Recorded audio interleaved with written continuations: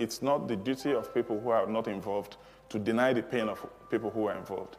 In Nigeria, there's this big embargo about Biafra. You must never talk about Biafra. We have to move on. You have to forget. You have to just move on, forget about it.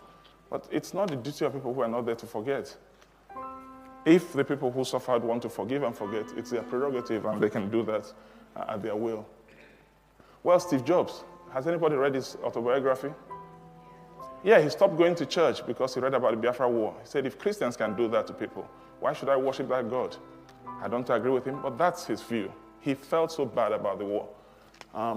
Bernard Kouchner, former French foreign minister, remember him in Kosovo, digging every last bone to understand what happened in Kosovo. But where did he start? He started in Biafra. He was there as a Red Cross volunteer. He resigned from the Red Cross. He said, we can't be impartial in such a situation. He founded Médecins Sans Frontières, MSF, because of the Biafra situation. And that's what Biafra did to him. John Lennon returned his MBE to the Queen because of the Biafra war. As a protest against violence and war, especially Britain's involvement in Biafra, which most of the British public aren't aware of, because all the press, TV and radios slant all the news from Biafra. All the stuff I learnt on Biafra from journalists, off-the-cuff folks, is a different story, and I began to be ashamed of being British. And I'm a patriotic nationalist, if the truth were out, and Yoko can vouch for that.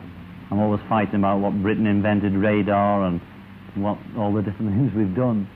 But every day I just began to worry a bit more about it, and I was going to send the MBE back anyway. I could have done it privately, but the press would have found out anyway. He would have been here a week later instead, less impact.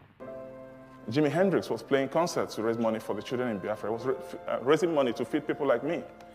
I would have died if those flights hadn't come in. 3,170 flights in 3 years that came in with all the food we wanted because there was no way to feed Biafra. And of course, part of the war strategy was to starve and kill everybody. Akanu Ibiam, he had all the awards from here. CBE, MBE, everything, right up to the knighthood. He returned all of that to the Queen because of the war. If you came away from some of the earlier tragedies of the Biafran War and some of the wars in Africa and the AIDS things I photographed, there wasn't enough darkness. The next piece is also by Alex Baranovsky. It's called Biafra, and this was actually written for a documentary which just came out at the beginning of this year.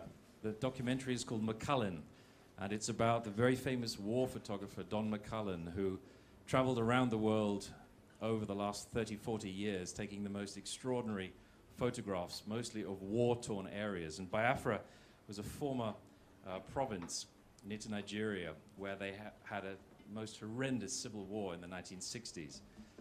And there was a particular colony, a children's colony, which had been abandoned, and thousands of children were left there to die. And Don McCullen arrived at this place in Biafra to find all these children there. And the children thought that he had come to save them. But the truth was he was there as a photographer. He'd come to take photos. You know, I'd walk into a school in Biafra and I would see 800 children dying.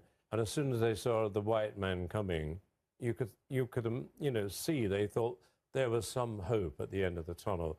And what did I bring them? I brought them 2 Nikon cameras around my neck. And I saw these children dropping down and dying in front of me.